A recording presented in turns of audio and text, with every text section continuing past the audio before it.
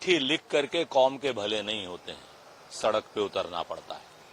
और ये जो आप कर रहे हैं, ये सब लोगों को पता है कि मलाई खाने के लिए आप दबाव की राजनीति कर रहे हैं।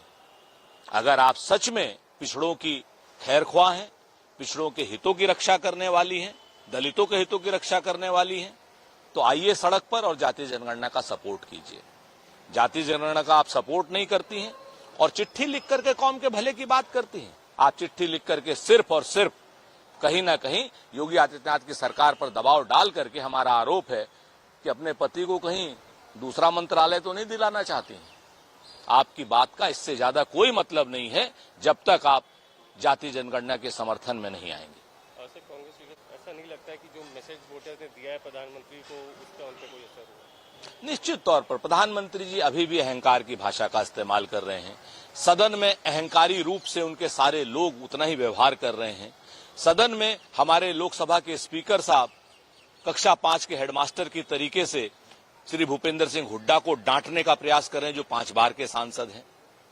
जिस तरीके से सरकार नीट पर अपनी जिद पर अड़ी हुई है, रीनीट नहीं कराने की बात कर रही है, जबकि वो स्वीकार कर चुकी है कि उसमें धांधली हुई है, घोटाला हुआ है, लाखों बच्चों का भविष्य और करोड़ों परिवारों का भविष्य अधर में है, उस पर भी वो रीनीट कराने के लिए तैयार नहीं है। उससे बड़ा स्पष्ट है कि प्रधानमंत्री जी और भारतीय जनता पार्टी अपने अहंकार में ग्रस्त है और अहंकार इस बार जो जनता ने उनका तोड़ा है, जो थोड़ा बहुत छोड़ा है, वो इस बार फिर तोड़ देगी। सर, ये बिलीव करने के लिए वो गिल्टी नहीं है? देखिए, बहुत स्पष्ट है। पीएमएलए में अगर बेल मिलती है तो ये माना जाता है कि जो आरोप लगाने वाला पक्ष है वो सबूत देने में सक्षम नहीं है। उसी वजह से इस देश के आदिवासी नेता को आपने जो गलत फंसाया था भारतीय जनता पार्टी ने और ईडी ने मिल करके, उनके ऊपर एक करारा तमाचा पड़ा है। देश का आदिवासी आज की डेट में भारतीय जनता पार्टी को सबक सिखाएगा।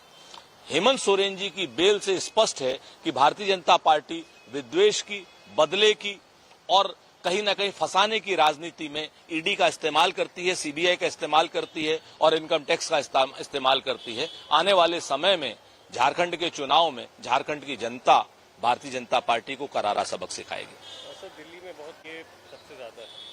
देखिए, बारिश पर तो किसी का रोक नहीं है, बारिश तो कुदरत की देन है। पहले दिल्ली की जनता राजनीति में पिसकर प्यास से मर रही थी, अब जल भराव से मर रही है। हमारा स्पष्ट कहना है कि इन दोनों मुद्दों पर, चाहे जल भराव हो चाहे दिल्ली की प्यास हो, राजनीति नहीं होनी चाहिए। दिल्ली की जनता को समस्या से निजात चाहिए। आखिर क्यों जिसके अंडर में एमसीडी है, क्यों उन लोगों ने पहले से नालों की सफाई नहीं कराई? इस बात का जवाब तो लोकल प्रशासन को देना होगा।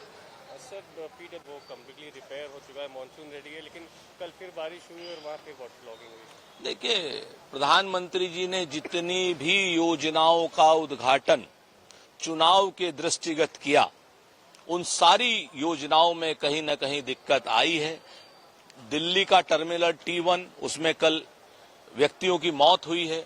जबलपुर का टर्मिनल प्रधानमंत्री जी ने उसका भी उद्घाटन किया था, उसकी भी छत गिर गई है। उसमें कार में अगर कोई आदमी होता या कई लोग होते तो वो भी मारे जाते।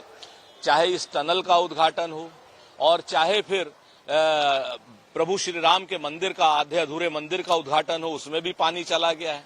बहुत स्पष्ट है कि प्रधानमंत्री जी को, भारतीय जनता पार्टी की सरकार को इसकी जिम्मेवारी लेनी होगी, इस नैतिक पतन की जिम्मेवारी लेनी होगी कि भ्रष्टाचार की गंगा में किस किस ने हाथ धोया है, इसकी भी जिम्मेवारी लेनी होगी। और आखिर वो क्या जल्दी थी प्रधानमंत्री जी कि आपने आधे अधूरी चीजों का और भ्रष्टाचार की गंगा का, जहां पर बह रही हो, वहां का आपने उद्घाटन किया। आप तो द्रोण से देख लेते थे ना कि कहां भ्रष्टाचार हुआ है, कहां चला गया वो द्रोण आपका। अच्छा, बिहार में महीने में कुछ हफ्तों में बोला जाए तो 5वां ब्रिज खुला, 11 दिन में 5 पुल भ्रष्टाचार की गंगा में बह गए और अब भारतीय जनता पार्टी की सरकार है। एक पुल जब तेजस्वी यादव साथ में थे नीतीश कुमार के, तब बहा था तो पूरे देश के गोदी मीडिया ने उस पर लगातार जो है वितंडावाद फैलाया था। लोग घूम घूम करके वहां बात कर रहे थे। अब मेरा सवाल है भारतीय जनता पार्टी से कि ये भ्रष्टाचार नहीं तो ये क्या मतलब कोई धर्म का काम ये कर रहे हैं? आखिर ये पुल बह क्यों रहे हैं? 11 दिन में 5 पुल बहे क्यों? ये भ्रष्टाचार नहीं तो क्या है? जंगल राज नहीं तो क्या है? नीतीश कुमार और भारतीय जनता पार्टी के लोग जवाब दें, वरना अभी तक अगर भारतीय जनता पार्टी प्रतिपक्ष में होती तो नीतीश कुमार को बर्खास्त कर चुकी होती भ्रष्टाचार के आरोप में।